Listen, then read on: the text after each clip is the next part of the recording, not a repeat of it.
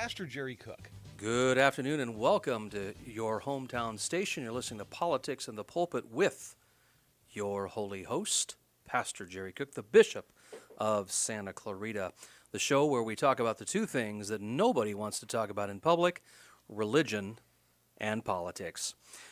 We've got a great show for you today. Of course, this is 9/11 at the very end of our show today, our last segment. We will have Tim Traurig with the Guardians, and we'll be talking about a great event that they've been doing the last 4 years commemorating 9/11. It'll be this coming Saturday at 8:30. There's a car show, food, and dignitaries of all kinds that will be there, including yours truly. And so we'll be talking to Tim and just kind of reminiscing of what we were doing on this day 23 years ago. Can you believe it's been that long? And then in just a few moments, we'll be joined by Jennifer Van Laar, who's waiting online patiently here. She's managing editor at Red State. And we'll be talking about the debate last night, as well as a great article that she wrote exposing Kip Mueller about being something that he's not. And so we'll talk to Jen in just a second. But right before we go to Jennifer, I want to give a quick shameless plug to an Expose Pilar rally this coming Friday at 4:30 p.m. This is not spearheaded by any particular campaign. It's just a bunch of people in the community that are trying to expose Pilar Chavo's radical record, and that she really doesn't reflect the values of this particular district. And so that will be this Friday at 4:30 p.m. at the corner of McBean and Valencia, which we like to affectionately refer to as Protest Corner here in Santa Clarita. So I encourage you to come out for those of you who can. Again, Expose Pilar Rally this coming Friday at 4:30 p.m., the corner of McBean and Valencia. All right. We've got Jennifer Van Laar. This is her first time on our show today, managing editor at Red State. And she has written some great articles over the course of the last months and years on Red State. Jennifer, welcome to the show.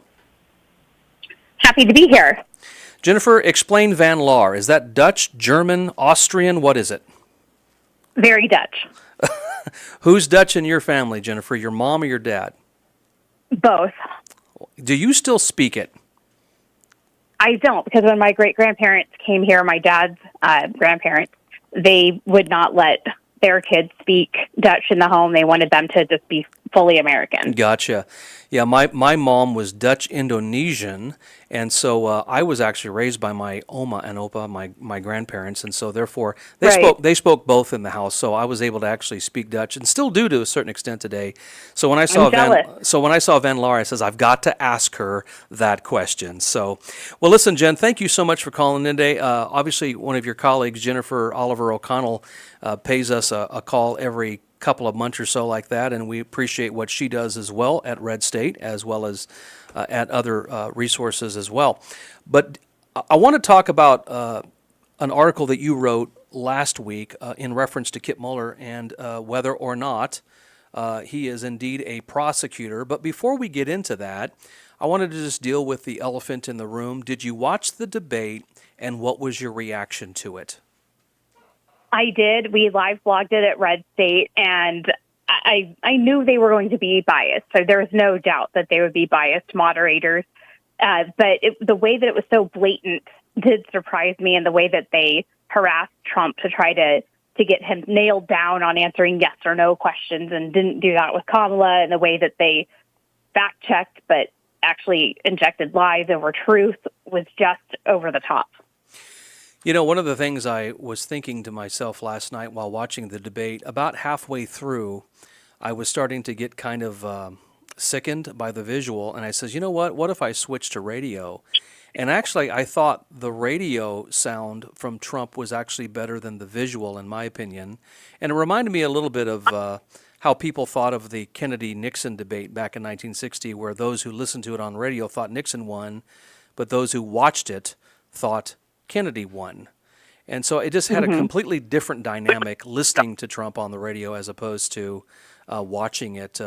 What did you think about the fact that David Muir and Lynn Davis and were basically teaming up with Kamala and fact-checking everything that former President Donald Trump was saying, but of course completely devoided any type of fact-checking on Kamala.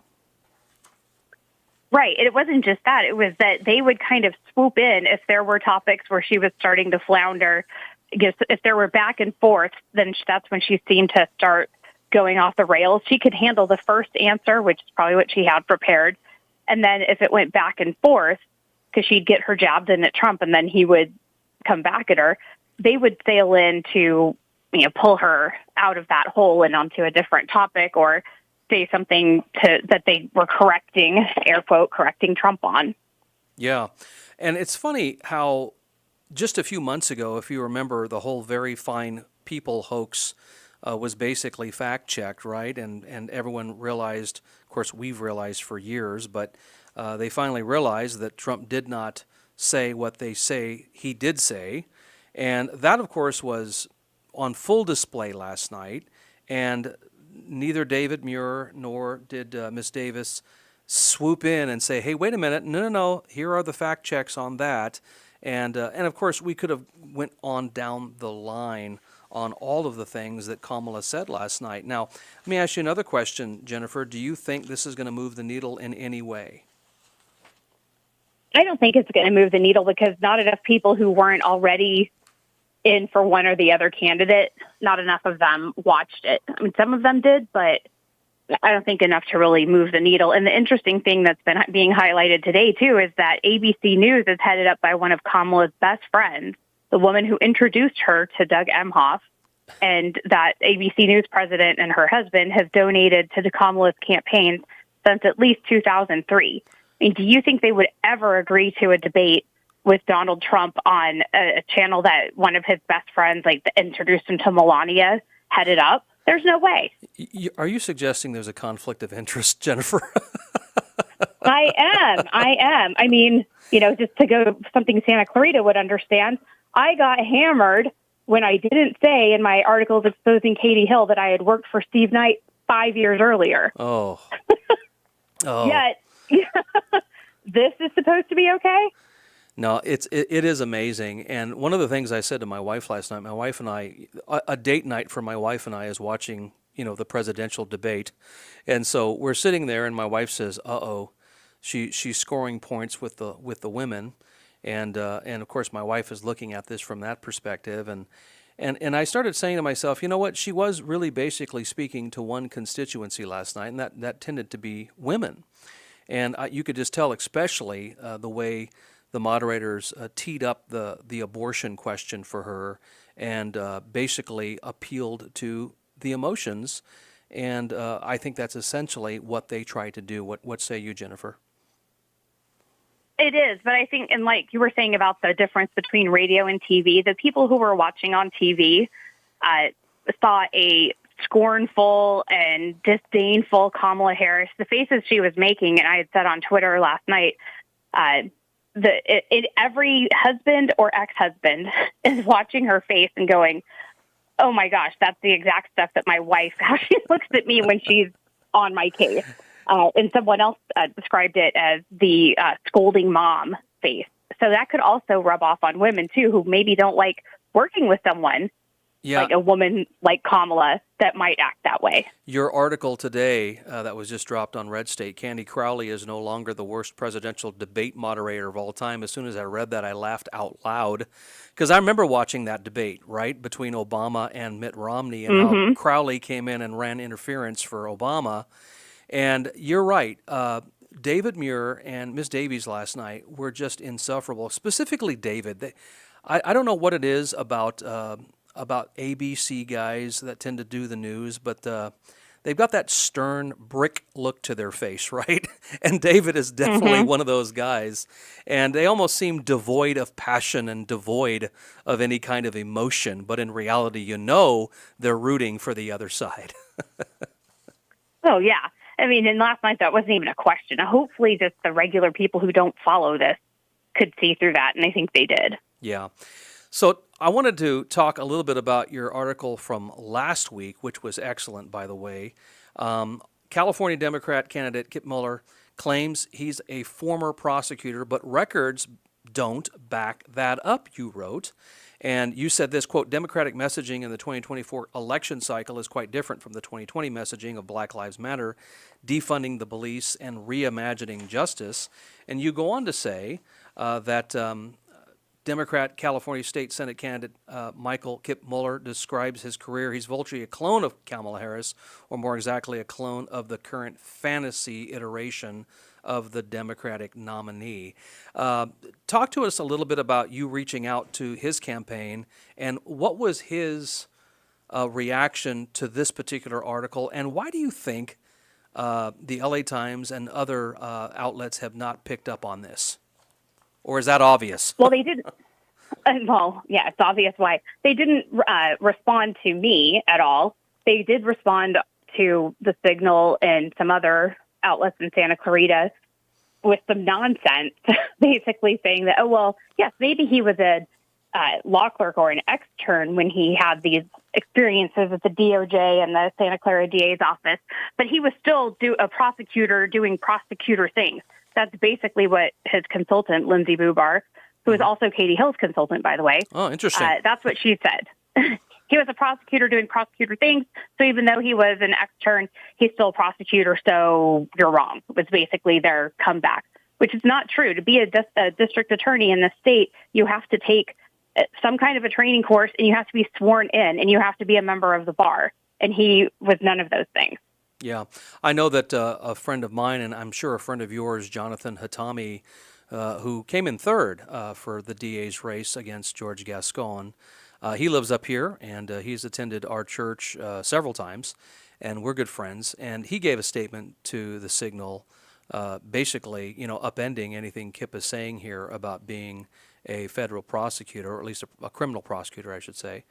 And Our radio station, KHTS, the owner, Carl Goldman, actually wrote an article that dropped yesterday, an editorial that dropped yesterday. Yeah, I read that. And there were 4 questions that were actually posed to Mueller's team. Is it Mueller or Mueller? I'm not sure. Yeah, I'm just going to say Kip. How about that? So 4 questions that were posed to Kip.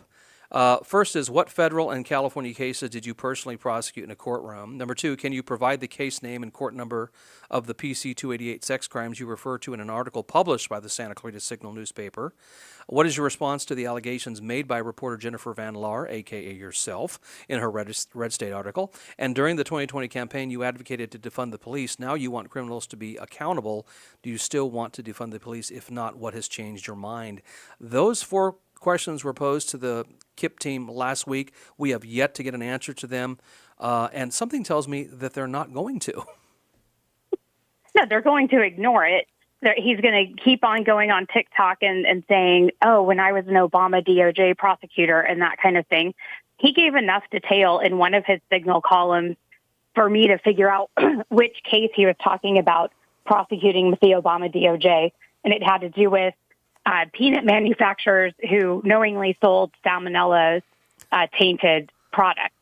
That case went to jury trial over a year after he had his extern experience. So, and it was actually the consumer fraud department that he was with was kind of a secondary part of the trial. It was the U.S. attorney for Georgia, which makes sense because it was peanuts, that was the lead on that. So he really had nothing to do with that. Yet he talks about looking at these defendants in the eye and then telling the judge why they should go to jail. He has quite an imagination. This is not his first time running. Obviously, he ran a few years ago as well for the same seat, and came up pretty close to Scott Wilk's.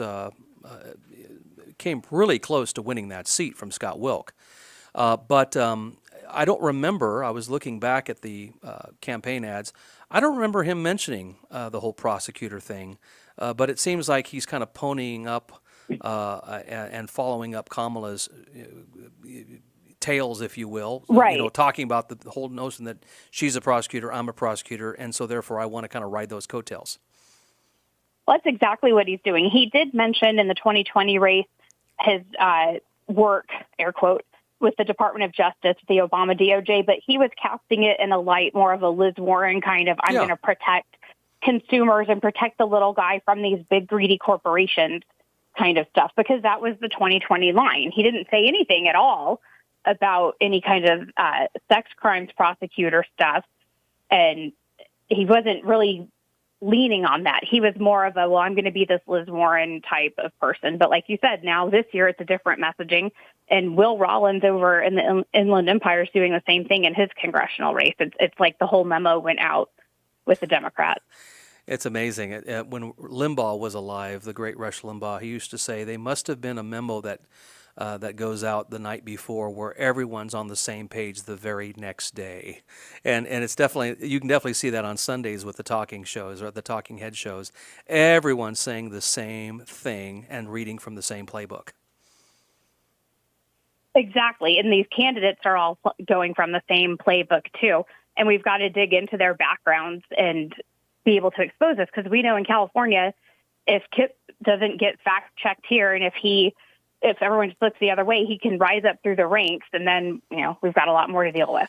The other thing that the KIPP team is trying to do is paint Suzette Valadares, who is his Republican opponent, as an extremist, on abortion and things of that nature.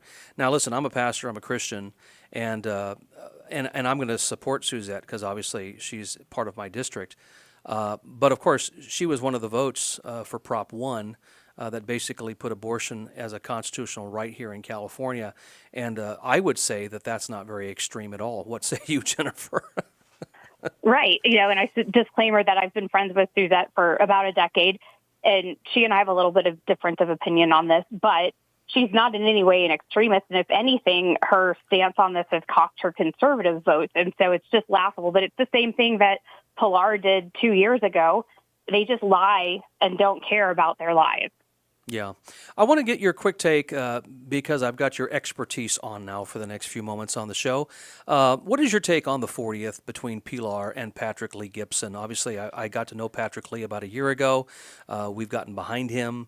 A lot of our folks in our congregation are excited about him. They do, they canvass for him and knock doors for him.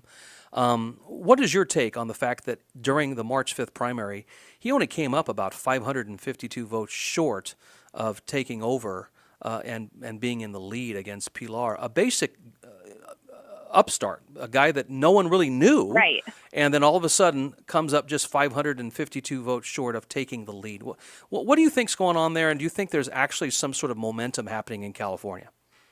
I think there definitely is. Pilar's tied herself to so many extremists, especially George Gascon, and obviously Patrick's nothing like that.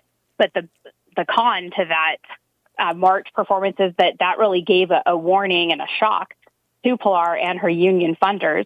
So Patrick's going to need everyone's help. I mean, even $10 that people can send. He's going to need all of the canvassing help that he can get to be able to get that message out, and because that union machine is difficult to beat. Indeed. Jennifer, are you able to hang on for another 5 to 10 minutes? Sure. Okay. I wanted to ask you a couple questions about just the state of California in general, because obviously, as much as we love the federal elections, obviously California is important and near and dear to our hearts, considering we live here in this state. And also, I wanted to get your take on an event that's happening this coming Sunday at the Universal Hilton called the Town Hall event with Jennifer Van Horn and Stinchfield and some of that morning crew. And I wanted to get your take on the whole Hochman stabbing the conservatives in the back by endorsing Kamala, and Hatami slipping in and replacing him at this event this coming Sunday. If some of that gets personal, you don't have to say too much, but I kind of already know because I called Jonathan myself. But we'll talk about that on the other side of the break. So thank you so much, Jennifer Van Laar, for sticking with us, managing editor at Red State. We'll talk to her on the other side here on Politics in the Pulpit on your hometown station. We're back here live on Politics in the Pulpit here on your hometown station, AM 1220 and 98.1 FM. This is your holy host, the Bishop of Santa Clarita, Pastor Jerry Cook. In just a few moments, we're actually going to be joined live by Tim Traurig with the Guardians, and we'll be talking a little bit about an event that's happening this coming Saturday that has got a car show and some food and dignitaries and all kinds of wonderful things happening this coming Saturday, and so we'll talk to Tim in just a few moments. But for the next few moments, we still have Jennifer Van Laar, managing editor at Red State. Of course, wrote a great article here exposing some of the inconsistencies and lies, I guess, of Kip Mueller and his campaign, and whether or not he indeed was a prosecutor, a criminal prosecutor. But I wanted to kind of switch gears a little bit. You live in California, Jen. In fact, I think you live in Simi Valley. Is that correct?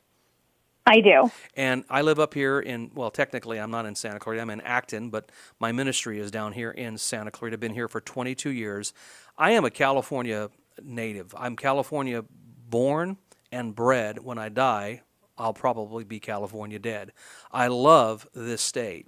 Do you see green shoots of conservatism that are happening in this state? What do you think's happening with Steve Garvey and some of the other races, Patrick Lee Gibson notwithstanding? We just discussed his. We know Mike Garcia is going to win this district. But what do you see with Steve Garvey and some other races that are rather crucial for this state, especially in taking away the supermajority from the Democrats? Yeah, unfortunately, I think when they switched out Harris for Biden, that hurt Steve Garvey, because obviously we know Adam Schiff was one of the voices saying, you've got to get out of this race, Joe, because you're going to bring all of us down. I mean, I don't want to be the pessimist, but I don't think that Garvey is going to be able to pull it out just because of the machine that goes out and gets all of the votes in this state. Yeah. But who knows how much backlash there's going to be against the people who are responsible for all of this inflation and terrible crime in our state. Yeah. You know, I think one of the complaints I have about Steve Garvey's campaign, and again, you know, I hope he wins, but you're right, it's an uphill climb, no doubt about it, is I just think he hasn't been relying on grassroots campaigning. Not at all. And he's just been avoiding a lot of really good podcasts and radio shows and other resources that he could avail himself of that tend to be more grassroots and very bottom up. And he seems to just want to go to the really huge players, which may or may not have too much of an effect on the state of California. Who is advising Garvey, and and why are they advising him in this way? Right. Well, that's what I was going to say. I mean, I'm kind of known for being the bomb thrower even within the Republican Party, so I don't have a problem going after some of these people when I don't think they're being helpful. And the person who recruited Garvey, because, we had Eric Early, who was doing a really good job. And then all of a sudden, we heard for months that Garvey was going to maybe join the race. And there were 3 or 4 different times he was supposed to go to an event and announce, and then nothing happened. Well, it's Andy Garricani who is consulting him, being paid to consult him. And he kind of ran the LA County GOP for a while. And it wasn't really hitting his name, but he's pulling the strings, and he still tries to. He's a Kevin McCarthy soldier, and so he doesn't like the grassroots. So that's why Garvey's not at the grassroots things. They weren't even having him really go on The Morning Answer with Jen and Grant, or really much other local radio, which was really silly. And there's a lot of people in the grassroots who even they have no clue who Andy is. They don't know about these battles between the grassroots and the establishment, and they don't care that they like Garvey, because everyone likes, between the Padres and the Dodgers, they like Garvey. All they had to do is tap into that and have a structure for it. But Andy Garricani's so afraid of losing any control that he just refused. Yeah, and I hate to say this, Jennifer, but I really loathe Adam Schiff, and I really, really would love to see Steve Garvey take this, even though I know, he's more of a moderate Republican, but I guess that's the kind of Republican that'll win on a statewide level, if we're going to have a Republican win on a state level. I loved Eric. Eric and I are good friends, and I supported Eric. But unfortunately, as soon as all the news started kind of coming out that Garvey was going to come in, it kind of really tempered the enthusiasm on the Eric Early side. And I was kind of praying Right, you and can't hoping. beat that name ID. No, exactly. It's like, Ron Reagan, I think, is going to be running as governor of California. Who is going to, somehow dampen that enthusiasm, or Arnold Schwarzenegger, Right. And I was a McClintock guy back in the day. And then all of a sudden Schwarzenegger comes in, and then, you got the Terminator running against Tom McClintock. What do you do about Right. that, And that's essentially the same thing here with Steve Garvey. Now, what other races do you think are quite consequential here in California for us to pick up in November? Well, I mean, obviously the Patrick one is huge. Yeah. There's also down where I live, Jackie Irwin. She's been an assembly member for a long time, and she's pretty useless. She's got a worthy candidate opposing her in Ted Nordblum. And in that district 2 years ago, we had a different candidate, but she basically, it was a draw with the Ventura County part of the district, and then she lost the race in the LA County part of the district. But that's where we can take that momentum from that and go from there, because Jackie Irwin hasn't done anything in the last 2 years to divorce herself from the Gascon and Newsom policies. So that's one that can also have an effect. Have you had any dealings with Lucy Volotsky? She's ran, for various, positions over the course of the last few years. I'm friends with Lucy. I love Lucy. That was my big spiel for her. I love Lucy. Do you think that she has any chance against Henry Stern? Unfortunately, I don't. Because Henry, he can be, people like him. He's a likable person. And on people's pet issues, like sometimes things with the Santa Susana Field Lab in our district, and some of the anti-Semitism stuff, he's been really good. And so it's going to be tough to overcome that. Yeah. And I love Lucy. I really do. And I'm going to have her on next Wednesday. She said she has an announcement for us, and so we'll see what that announcement is. But yeah, that's going to be a big uphill climb as well. What about some seats up in the northern part of the state? What are you seeing up there? Or do you think it's all going to be basically down here? I think a lot of it's going to be down here. I mean, there's a lot of people who think that they have chances for things up there that I really don't think there are. But I think one assembly race up there is, and of course, as soon as I said that, her name, Denise Aguilar. Oh, yes, Denise. She's a former gang member, and she's done a lot with the anti-COVID mask stuff and the anti-vaccine stuff. I love her tattoos. Yeah, I think that she's got a really good chance there. And I think she's bringing a good message. That's the message of redemption and the message of that people can change and contribute to society, and that we should embrace that. And that's a demographic we don't really see within the party. By the way, I just got a text from Joe Messina while we were talking about Steve Garvey. He said he's a dud. So evidently Joe Messina has no opinion. Very briefly, I wanted never. to exactly. I wanted to just pivot briefly to an event that's happening this coming Sunday, Jennifer, that you're going to be a part of, and that is the whole town hall event that happens right before the elections. Jennifer Horn and Grant Stinchfield from the Morning Answer, my Congressman Mike Garcia, and there will be several voices down there that stand up for conservatism. However, Nathan Hochman was originally supposed to be at that event doing the early bird session somewhere between 12:30 and 1:30, and then I just noticed in the last few weeks his name was missing and another name was added, Jonathan Hatami. And so I'm just wondering, is there a rift going on between conservatives and Hochman?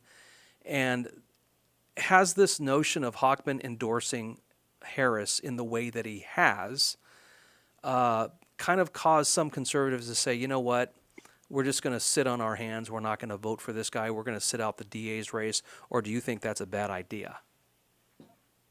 I mean, I think that a lot of the people, as mad as they are at Hochman, are going to still vote for him because just of how terrible Gascon is. But I think that there definitely is a rift because no one feels they can trust what this guy says. It's not just endorsing Kamala. It's talking about stuff like arresting parents if their kids are truant. And then when he went on the Morning Answer after that endorsement, it was that he was giving quarter to Alvin Bragg and legitimizing those political prosecutions of Trump. He wouldn't actually say that he would not do the same kind of prosecution here in L.A. And that was just shocking. Yeah, I was listening. And really terrifying. And Grant was getting very animated with Hochman at that point because Grant was wanting a straight-up answer. Are you Right. legitimizing what Alvin Bragg did, and would you actually look at the very same stuff he was looking at and actually bring this to trial? And he kept saying things like, well, maybe I would look at it differently than Alvin Bragg. Or that he didn't have all the facts. And Grant was like, come on, the whole country watched this trial. We have enough facts to give an opinion. Yeah. And just that Hochman wouldn't say anything at all, acknowledging the political nature of that prosecution was pretty terrifying, because then it makes you wonder if he really would do the same thing here if his people in the Democrat Party or if Kamala told him to. So I'm going to get you privy to something that I'm going to just tell you right now. And, of course, there's only a few people listening to us right now. So Nathan Hochman sat with me in my office. This is right after it was very clear that he was going to be the number 2 man, and Hatami was not. And I was reluctant to get on the Hochman bandwagon because I wasn't the biggest fan of Steve Cooley, and I was in a meeting where Steve Cooley was endorsing Hochman and pitching him to a group of guys like myself, and wasn't a big fan of that. And then he gave me a lot of assurances. He spoke to me directly, gave me a lot of assurances. But I will say he was very clear. He said he believed that Trump was an existential threat to our country. Now, of course, I can't put my head around that, but he seems to. But here's the thing that he kept telling me, Jennifer. I want to take politics out of the DA's office.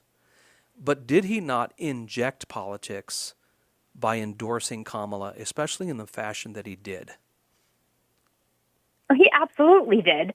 And I've been told by at least 5 sources that he is the one who called Alex Michelson and said, I want to come on your show specifically to make this endorsement and say those things. And you can tell by the way that it played out that that's exactly what he did. So it was just sticking a finger in the eye of any person who even supports Trump and just basically saying, I don't need your vote. Yeah. And I'm just going to be political like I want. And because Gascon's so terrible, you just have to suck it up. Yeah. We're talking to Jennifer Van Laar, managing editor with the Red State. This last Sunday, a few days ago, I was at a big Trump rally here that I don't put on, but I'm a part of, a group that puts on every other Sunday. And we meet at 2 o'clock, and we end up going down to a restaurant here in Canyon Country. It takes us about an hour and a half to do the route. So some Hochman guys showed up with some Hochman posters, and they were very quickly shown the exit. We did so respectfully, Jennifer, respectfully. We weren't being rude.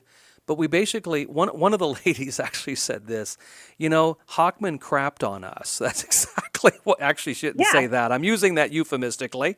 But yeah, Hochman just took a big poop on us and just expects the conservative base to march in order and basically vote for him in November, regardless of how he treats us. Yeah, that's exactly what he's doing. And if he has the 20 to 30 point lead in the polls that gave him that confidence to crap on people, then he shouldn't need anyone's help. But really, he needs to understand that nobody likes him, that when people hear the name Gascon, they have a visceral reaction. And so that's why the polling is like it is. And he probably will win just because people hate Gascon. And hopefully we'll have a better candidate 4 years from now. Yeah, I think I know who it could be. But Jennifer Van Laar, thank you so much for joining us. This was your first time on our show, and I appreciated it so much. And hopefully we can make this a habit. I hope so. Jennifer, managing editor with Red State, thank you so much, and thanks for all that you do for conservatism here in California. Thank you. All right, when we come back here on our show, we'll be joined live by Tim Traurig with the Guardians. We'll be talking about where we were 23 years ago today on 9/11 in just a moment. All right, we're back here for our final segment on Politics in the Pulpit. Again, this is your holy host, the Bishop of Santa Clarita, here on your hometown station, KHTS AM 1220 and 98.1 FM. If you enjoyed that conversation with Jennifer Van Laar, hopefully you leave some comments, because we're going to try to get her on at least once a month, along with her other cohort there at Red State, Jennifer Oliver O'Connell. If you have not visited redstate.com, you should. It's an indispensable resource, especially as we're heading into the election in November. Great, great articles that I think will be very informative. And one of the things I like about what they do is they check and recheck to make sure that they're not just disseminating a bunch of junk, but it's actually truth. And so I appreciate what Jennifer Van Laar has been doing. Well, we're going to pivot very briefly and talk to Tim Traurig, who has been with our show a few months ago, actually. And today is 9/11.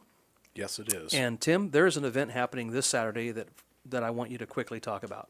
Okay, well, this Saturday is Guardian's 9/11 Patriot Day event, and it is an event that is about remembering and reflecting on that 9/11 terrorist act 23 years ago at the World Trade Center. And I remember as a country, we swore we would never forget. And as a community, we wanted to make sure that that happens out here, that we would never forget. So we, 4 years ago, this is our fourth annual event. We started this event, and it's a car show, breakfast. We have some guest speakers. Mike Garcia, Jason Gibbs will be there, our councilman. Who are those people? They're, I don't know, somebody said they were going to show up. So Random people you're selecting? Yeah, well, our great congressman and a great councilman, so they're good people and patriots, and really appreciate them. And it's about supporting our veterans, law enforcement, and firefighters, remembering and showing that we care and that we will remember what happened. I've never forgotten that day. I happened to be going to work that day. Actually, before we start remembering that, just quickly tell us a little bit about the Guardians, because obviously it's more encompassing than just law enforcement. Yes, it is.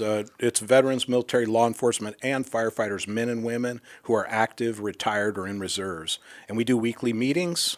We support one another. We do service projects in the community. We've just recently expanded Guardians group out in the San Fernando Valley at VFW Post 2323 in Granada Hills.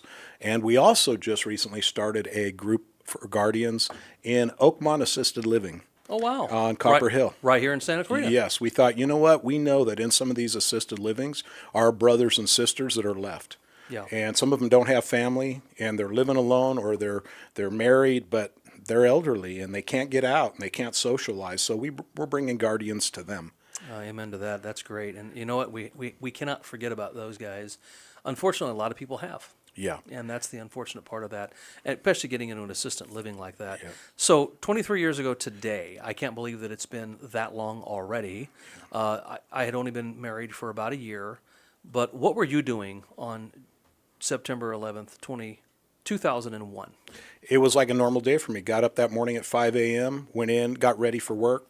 I work for LA City Fire Department. I spent 35 years with LA City, retired about 9 years ago as a captain.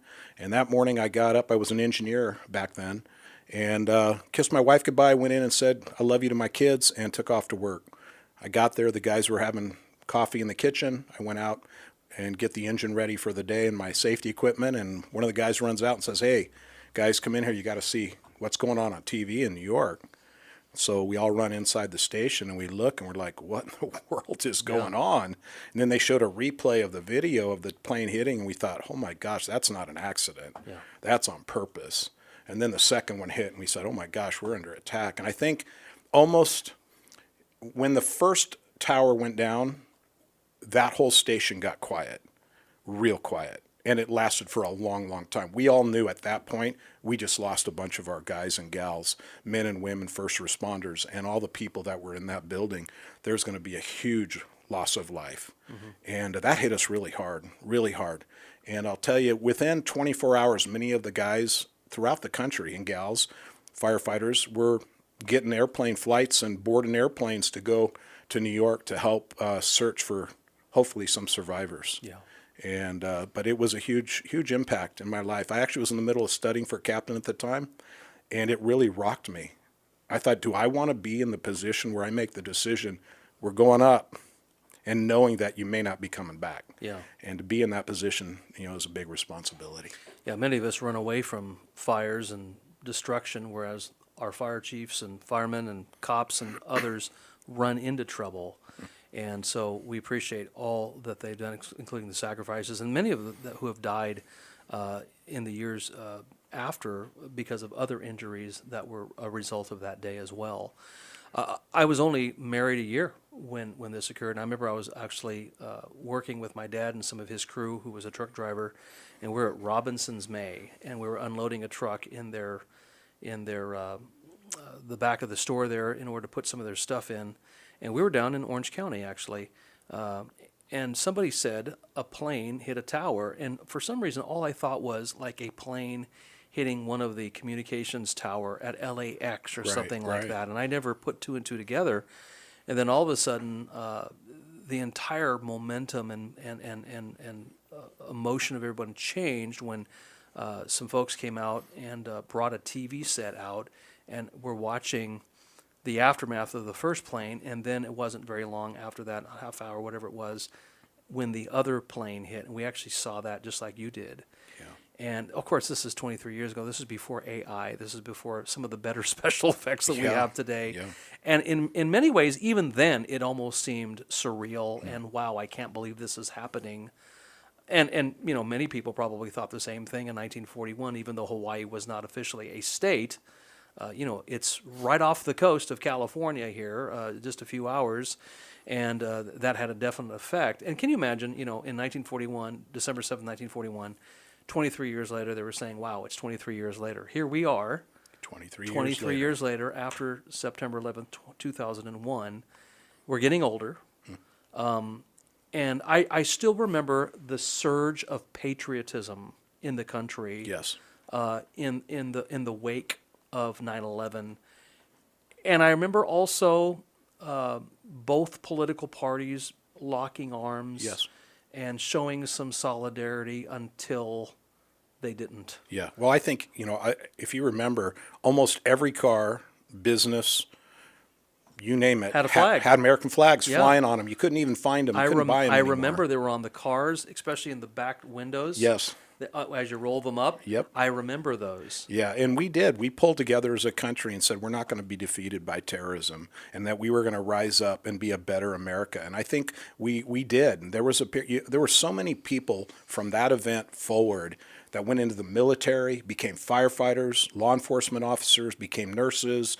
They wanted to contribute. They wanted to be in a profession or some way that they could give back to their community, to their country. And we saw a big surge in that after 9/11. And so many have died since 9/11. Yeah. That's another thing that boggles my mind. Yeah, there was close to 3,000 people that died in the towers, but there's been over that now that Yeah. have died because of the damage that was caused through the cleanup efforts, the search and rescue efforts, the dust and stuff that was in the air that was toxic. There was cancers and diseases that have happened, and it continues on. There are still the repercussions of that day are still being felt in families and individuals' lives.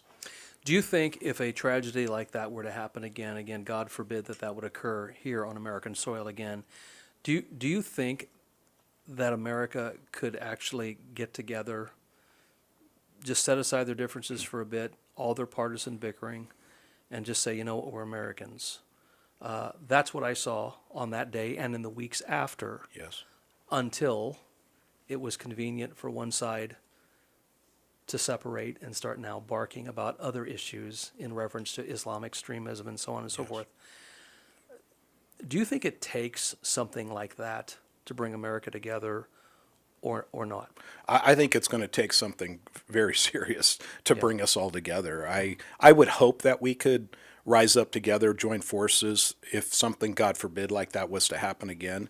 But I have some of my doubts in the political climate that we're in today when I see so much division being propagated throughout our country and separating people apart. It's not about bringing people together. You see them trying to tear people apart. And we know that there's weakness and division. And so I sure hope that we could do that. But I don't have a lot of confidence that maybe would work at this time in our country. Yeah.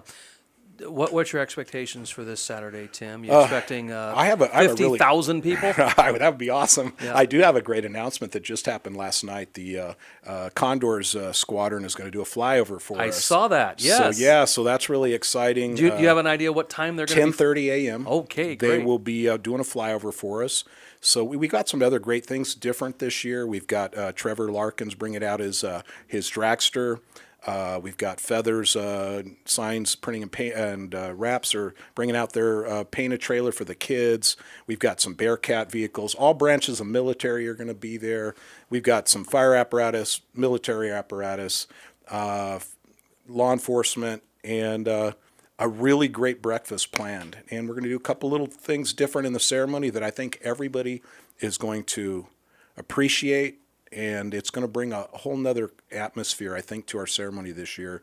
We're going to do some bagpipes at the beginning, and the taps are going to be played in the middle during the right after the moment of silence. And we're just going to continue to honor those brave men and women and all those that lost their lives on that day and since.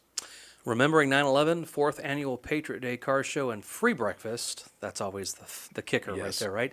This coming Saturday, September 14th, 8 a.m. to 12 p.m. That will be at the parking lot of the Higher Vision Church, 28776 The Old Road in Valencia. All cars welcome and free to enter. You going to have your car there? I don't think you'd want my car there. I could win one of the trophies, maybe most likely to Do you think die maybe or my something. Toyota Prius might be a... That would be cool. Hey, we're going to have some awesome trophies. They're custom trophies that are made out of car parts this year that are going to really be amazing. Wait till you see But them. none of them will be made out of parts of Priuses. No doubt I about doubt it. Well, Tim Traurig with the Guardians, thank you so much for joining us today. I encourage you. all of you guys to go out there this coming Saturday at the parking lot of Higher Vision Church. This is Pastor Jerry Cook saying thank you so much for joining us today on Politics in the Pulpit here on your hometown station. Next Wednesday, same bat time, same bat channel, we will have Lucy Volotsky, who is running to replace Henry Stern. You heard a little bit from Jennifer Van Laar, so we'll hear from her next Wednesday, same bat time, same bat channel. Take care.